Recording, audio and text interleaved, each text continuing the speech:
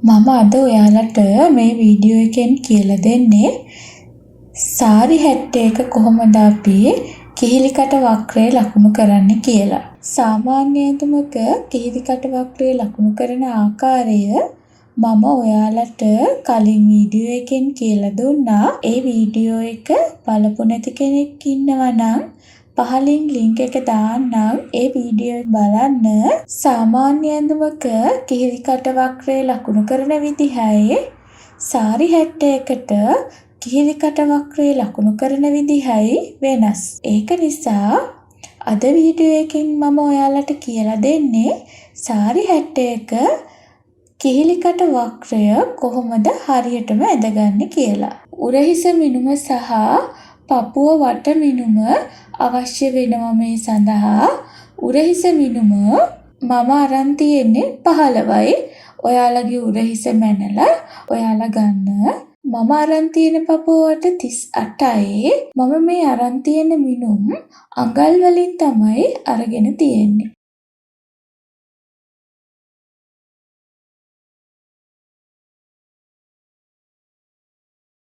උරහිස මිනුම හදාගමු. අපි ගත්ත උරහිස මිනුම දෙකෙන් බෙදන්න ඕන. මැහුම් වාසි එකතු කරන්නේ නැහැ. උරහිස දෙකෙන් බෙදුවාම 15 දෙකෙන් බෙදුවාම 7.5යි. නැත්තම් 7.5යි. ගොඩක් අය මගෙන් අහලා තිබුණා උරහිසින් එකක් අඩු කරන්නේ නැද්ද කියලා. ගත්ත උරහිසෙන් එකක් අඩු කරාම 14යි. 14 දෙකෙන් බෙදුවාම 7යි. ඒකට මැහුම් වාසි භාගයක් එකතු කරාම 7.5යි. දෙකෙන්ම අපට එන්නේ එකම උත්තරේ. ලේසි ක්‍රමයක් විදිහට අපි ගන්න උරහිස දෙකෙන් බෙදලා ගන්නවා. ඉදිරිපස මැහුම් වාසි අඟල් 1.5ක් තියලා අපි කෙලින් උරහිස් රේඛාව ඇඳ ගන්නවා. කෙලින් උරහිස් රේඛාව ඇඳගෙන උරහිස දිගේ අපි උරහිස දෙකෙන් බෙදලා ගත්ත ගාන ලකුණු කරනවා. මම 7.5 ලකුණු කරනවා.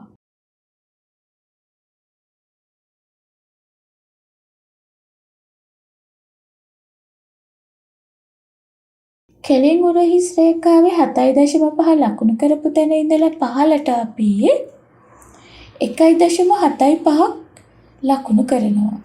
1.75ක් ලකුණු කරන්නේ කෙලින් උරහිස් රේඛාව ඇල කරලා ඇඳ ගන්න ඕන නිසා. ඇල කරපු උරහිස් රේඛාව දෙකේ ආපහු අපි 7.5 ලකුණු කරනවා.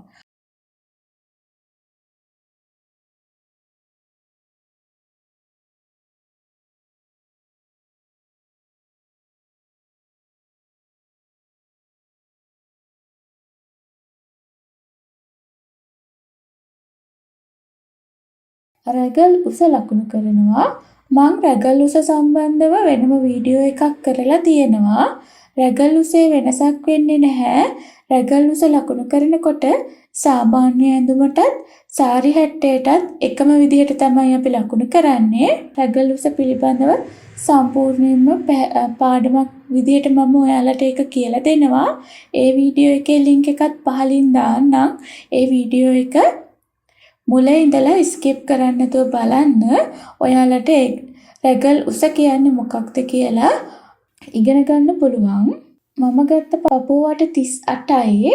රැගල් උස ප්‍රමාණය තීරණය කරන්නේ පපුව වට මිනුමත් එක්ක. පපුව වට 35ට වඩා අඩුයි නම් අපි කෙට්ටු ගණය කියලා එයාව හඳුන්වනවා. පපුව වට 35ට වඩා වැඩි නම් එයාව අපි මහත ගණය කියලා හඳුන්වනවා. එතකොට 35ට වඩා අඩුයි නම් කෙට්ටු ගණේ, 35ට වඩා වැඩි නම් එයා මහත ගණේ කියලා අපි ගන්නවා. පපුව වට 35ට වඩා වැඩි නම් අපි එයාගේ උරහිස දෙකෙන් බෙදලා තමයි රැගල් උස ලකුණු කරන්නේ. පපුව වට 35ට වඩා අඩු කෙට්ටු ගණේ කෙනෙක් නම් එයාගේ පපුව වට 4ෙන් බෙදලා තමයි අපි රැගල් උස ලකුණු කරන්නේ. එතකොට මම ගත්ත කෙනාගේ පපුව වට 38යි. එයා මහත ගණයේ කෙනෙක්. එතකොට මම එයාගේ උරහිස මිනුම දෙකෙන් බෙදලා රැගල් උස ප්‍රමාණය ලකුණු කරනවා. මම ගත්ත උරහිස 15යි. 15 දෙකෙන් බෙදුනහම 7.5යි. මම රැගල් උස 7.5ක් ලකුණු කරනවා.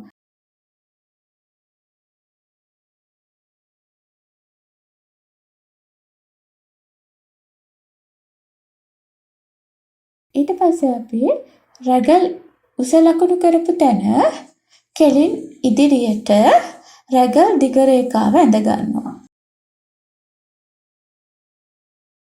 කිහිලිකට වක්‍රය අඳින්න මැද ලක්ෂය හොයා ගන්න ඕන.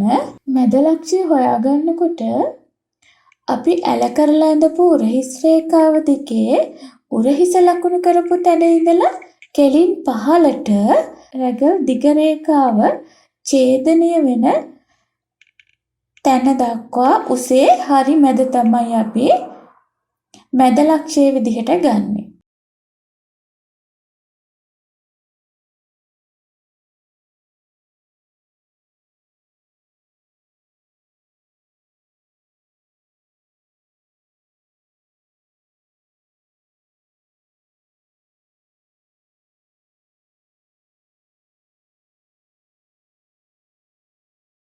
ඊට පස්සේ අපි ඒ මැද ලක්ෂය කෙලින් රැගල් උස රේඛාව ඡේදනය වෙන තැන ලකුණු කරගන්නවා. අපි ලකුණු කරපු උරහිස 7මාරයි. 7මාරාවේ උරහිස දෙකෙන් බෙදලා.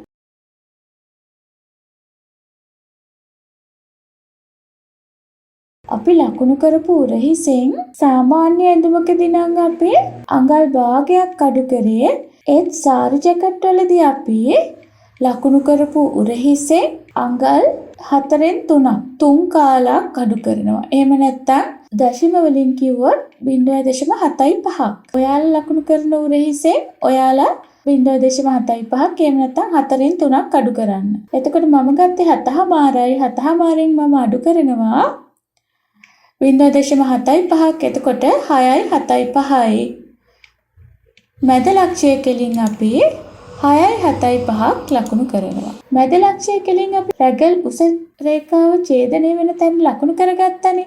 අන්න එතන ඉඳලා මැද ලක්ෂය දිහාට 6යි 7.5ක් ලකුණු කරනවා. උරහිස ලකුණු කරපු තැන ඉඳලා උරහිසෙන් 7.5ක් අඩු කරලා ලකුණු කරපු මැද ලක්ෂය හරහා රැගල් දිග රේඛාව ඡේදනය වෙන්න ඉරක් ඇඳ ගන්නවා.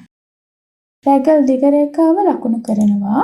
මම ගත්ත පපුවට 38යි. ඔයාලගේ පපුවට මිනුමට ඔයාලා අඟල් 8ක් එකතු කරන්න. පපුවට මිනුමට අඟල් 8ක් එකතු කරන්න. මෙතනදී මම අඟල් 8ක් එකතු කරලා තියෙන්නේ මැහුම් වාසි 38ට 8ක් එකතු වුනහම 46යි. 46 4ෙන් බෙදුනහම 11.5යි. මම පපුවට මිනුම ලකුණු කරනවා 11.5ක්. 11 මාරා. ඊට පස්සේ අපි කිහිලිකට ඇඳ ගන්නවා. සාමාන්‍ය ඇඳුමකට වඩා කිහිලිකට වක්‍රය ටිකක් ගැඹුරු කරලා අඳින්න. වක්‍රය ගොඩක් උස් කරලා අඳින්නේ නැහැ. ඒ වගේම වක්‍රය ගොඩාක්ම ගැඹුරු කරලා අඳින්නෙත් නැහැ. ගොඩාක් උස් කරන්නෙත් නැහැ. ගොඩාක් ගැඹුරු කරන්නෙත් නැහැ. කිහිලිකට වක්‍රය ගැඹුරු නොකර ඇන්දොත් කිහිලි කටින් අපට අත මූට්ටු කරාම පොඩි බුරුල් ගතියක් තියෙනවා. සමහර සාරි හැට්ටවල ඔයාලා දැකලා ඇති කිහිල්ලෙන් ඩාට් එකක් දාලා තියෙනවා. කිහිලිකට වක්‍රය ගැඹුරු කරන්නේ නැති නිසා තමයි කිහිල්ලෙන් ඩාට් එකක් මහලා සාරි හැට්ටේ අත මූට්ටු කරලා තියෙන්නේ. එතනදී නැත්තම් බුරුලක් එනවා. ඔයාලට එහෙම කරන්න ඩාට් එකක් දාන්න අවශ්‍ය නැහැ. කිහිලිකට වක්‍රය ටිකක් ගැඹුරු කරලා අඳින්න. ගොඩාක්ම ගැඹුරු කරන්නත් එපා. ගොඩක් ගැඹුරු කරොත් වෙන්නේ අත මූට්ටු කරනකොට අත පපුව දිහාට එනවා. අත උස්සන්න බැරුව යනවා. අත ගොඩක් පපුව පැත්තට බර වෙලා නිසා. මම හිතනවා ඔයාලට මම කියලා දුන්න දේ තේරුණා කියලා. නොතේරුණ තැනක් තියෙනවා නම් මට පහලින් කමෙන්ට් එකක් දාන්න. මම ඒකට පිළිතුරු දෙන්නම්. ඔයාලට සුබ දවසක්.